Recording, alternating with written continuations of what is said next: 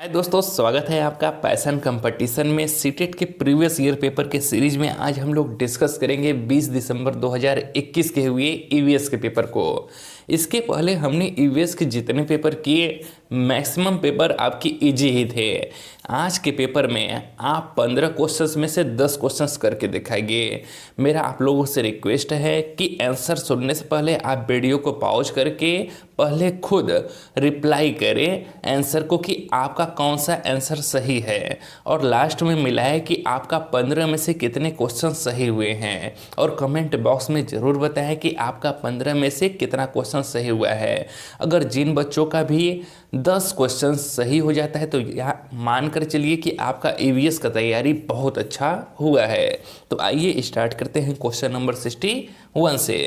Question number 61 है, ठोस अपशिष्ट पदार्थों के निस्तारण की निम्नलिखित विधियों में से किस विधि में वायु में प्रदूषण फैलता है? भूमि की भराई, कंपोस्ट, कृमियों से खाद बनाना या भस्म करना। तो किससे वायु में प्रदूषण फैलता है? आपके भस्म करना से वायु में प्रदूषण फैलता है। भस्म करना, जिसको इंग्लिश में इंसिनरेशन कहते हैं, ठोस अपशिष्ट पदार्थों के निस्तारण की ऐसी विधि है जिसमें ठोस अपशिष्ट को एक भट्टी में जलाकर ताप निस्तारण विधि से निस्तारित किया जाता है, और इस दौरान carbon dioxide CO2, sulphur dioxide SA2 तथा नाइट्रोजन के ऑक्साइड आदि वायु प्रदूषक गैस उत्पन्न होती है। आइए नेक्स्ट क्वेश्चन देखते हैं दोस्तों। क्वेश्चन नंबर 62 है आपका, वह स्थान जो कि दीर्घकाल से बाढ़ से प्रभावित होता है स्थानीय लोगों में रिक्त स्थान का कारण होगा। तो पहले आप लोग वीडियो को पॉज करके आंसर दीजिए कमेंट बॉक्स में, उसके बाद ही आप लोग इसका आंसर सुनिएगा। ऑप्शन है पुनर्वास, स्थानांतरण, देश प्रत्यावर्तन या फिर पुनः स्थापन। तो इसका सही जवाब है स्थानांतरण, जिसको इंग्लिश में डिस्प्लेसमेंट कहते हैं। तो वह स्थान जो दीर्घकाल से बाढ़ से प्रभावित होता है स्थानीय लोगों में स्थानांतरण का कारण बनेगा, क्योंकि बार बार बाढ़ आने से उस स्थान पर उनका रहना कठिन हो सकता है। बाढ़ खत्म होने के पश्चात भी प्रभावित इलाके में तरह तरह की बीमारियां फैलती हैं।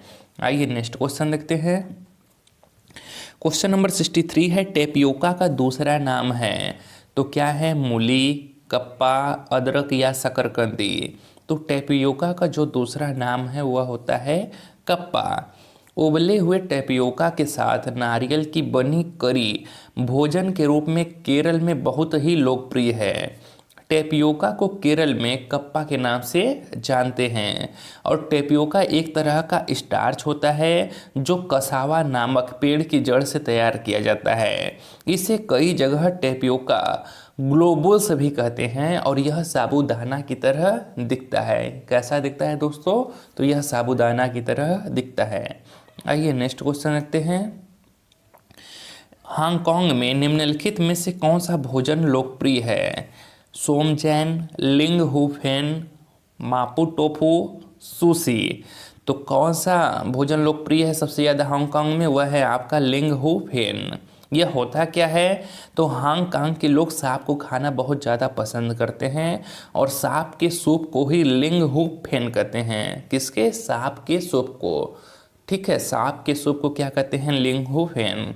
आप लोग कमेंट बॉक्स में ज़रूर से बताइएगा, क्या इसके पहले आपने इस प्रश्न को देखा था? हांगकांग में लोग किस भोजन को खाना ज़्यादा पसंद करते थे, और कौन कौन बच्चा खाता है यहाँ पर भी सांप को? ज़रूर से बताइएगा।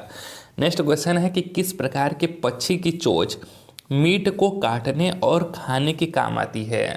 तिकोने आकार की चोंच, सीधी और पतली चोंच, हुक जैसी चोंच या लंबी पतली सुई जैसी चोंच। तो कौन सा ऐसा है जो भोजन को काटने और मीट को काटने और खाने के काम में आती है? तो वह है आपका हुक जैसी चोंच। अगर हम तिकोने आकार की चोंच की बात करें तो यह बीजों को तोड़ने तथा चूर चूर करने के काम आता है। अगर हम सीधी और पतली चोंच की बात करें तो यह पेड़ की शाखाओं और लकड़ी में छेद करने में काम आता है। और अगर हम लंबी पतली सुई जैसी चोंच की बात करें तो यह कीटों तथा केंचुओं को छिछले पानी में ढूंढने में काम करता है। आइए दोस्तों नेक्स्ट क्वेश्चन देखते हैं। एक अध्यापिका को कक्षा 4 के बच्चों को शीघ्रता से बनने वाले नाश्ते के संबंध में कक्षा में पढ़ाना है। शीघ्रता से कौन सा व्यंजन तैयार हो जाएगा? अंडे का सैंडविच, कस्टर्ड, डोसा या भेलपूरी। तो कौन सा शीघ्रता से तैयार हो जाएगा? वह होगा आपका भेलपूरी, जबकि अंडे का सैंडविच, कस्टर्ड तथा डोसा बनाने में टाइम लगता है।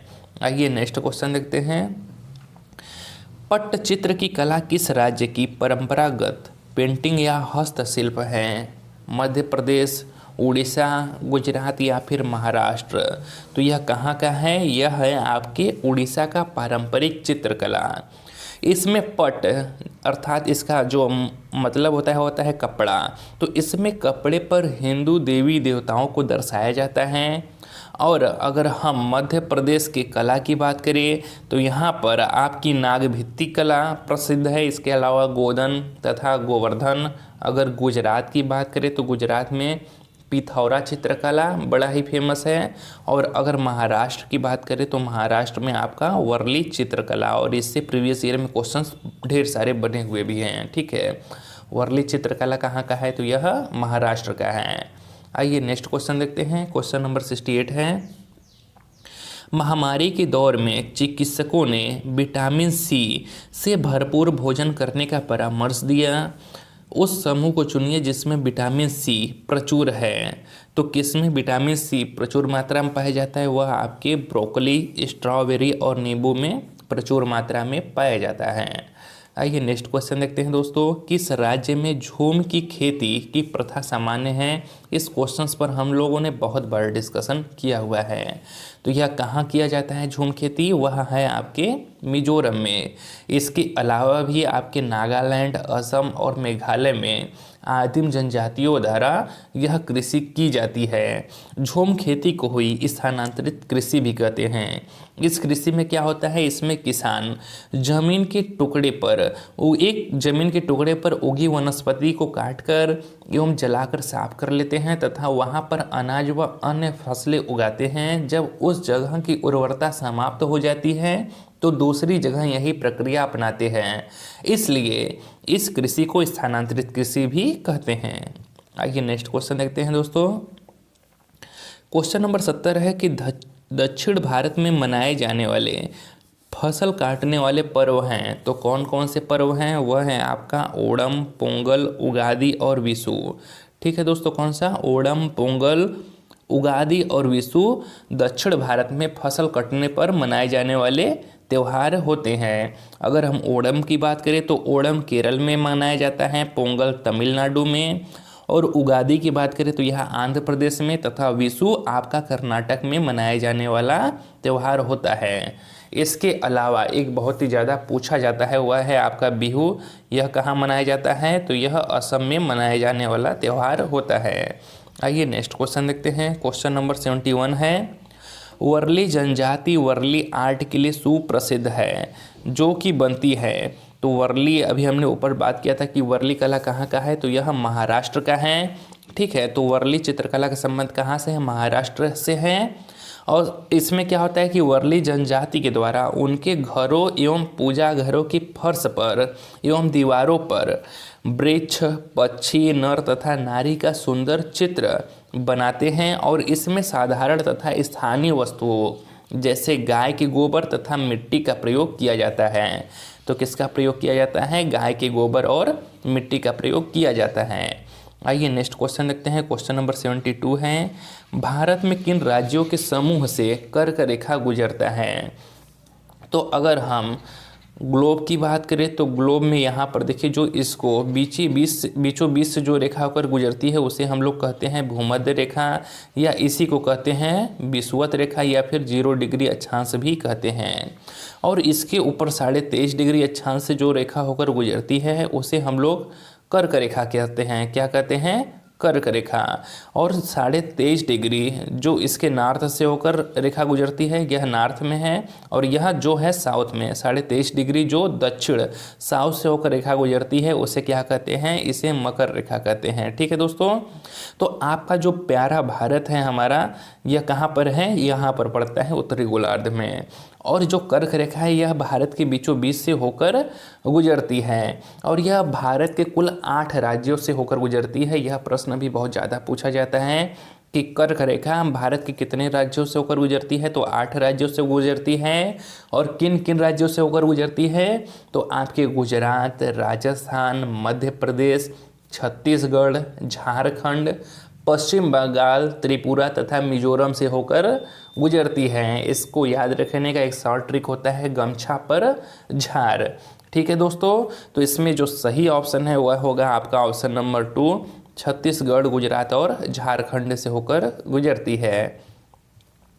आइए नेक्स्ट क्वेश्चन रखते हैं। क्वेश्चन नंबर 73 है, अजय भोपाल में है और उसे गंगटोक और पुडुचेरी के सम्मेलन में उपस्थित होना है। जहां पर अजय है वहां से गंगटोक और पुडुचेरी की क्या स्थिति है, तो इसकी क्या स्थिति होगी, यह होगा आपका उत्तर पूर्व और दक्षिण पूर्व में।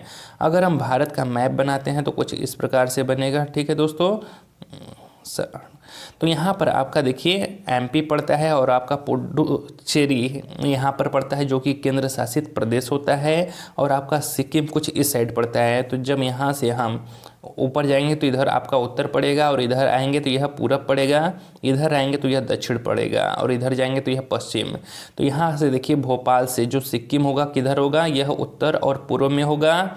और जब भोपाल से हम इधर आएंगे कहाँ, आपके पुडुचेरी में, तो यह किधर पड़ेगा, यह दक्षिण और पूरब में पड़ेगा। ठीक है दोस्तों, सिक्किम की राजधानी ही आपका गंगटोक होता है। आइए नेक्स्ट क्वेश्चन देखते हैं। क्वेश्चन नंबर 74 है कि निम्नलिखित में से कौन सा सबसे छोटा प्रवासी पक्षी है जो उत्तरी ध्रुव क्षेत्र से भारत आया, तो कौन सा है, वह है आपका ऑप्शन नंबर 4, छोटी जलरंक। छोटी जलरंक सबसे छोटा प्रवासी पक्षी है जो उत्तरी ध्रुव क्षेत्र से भारत में आता है। आइए क्वेश्चन नंबर 75 देखते हैं, और इस वीडियो का लास्ट प्रश्न है। अगर वीडियो अच्छा लगा हो तो वीडियो को लाइक और चैनल को सब्सक्राइब करना ना भूलिएगा दोस्तों, और कमेंट बॉक्स में ज़रूर रिप्लाई करिएगा कि आपका 15 में से कितना क्वेश्चन सही हुआ था। नेक्स्ट क्वेश्चन है कि रौनी ने इटली से भारत की यात्रा की योजना बनाई, उसके मित्रों ने उसे वहाँ से इटालियन चीज़ पनीर लाने के लिए कहा। कौन सी तकनीक चीज़ को सुरक्षित रखने और भारत में लाने के लिए उत्तम है, तो कौन सा है, वह है आपका निर्वात पैकिंग। इसी को इंग्लिश में वैक्यूम पैकिंग कहते हैं। ठीक है दोस्तों, तो यही सबसे अधिक सुरक्षित विधि होगा इटालियन चीज़ को भारत लाने के लिए। अगर वीडियो अच्छा लगा हो तो वीडियो को लाइक और चैनल को सब्सक्राइब करिएगा दोस्तों।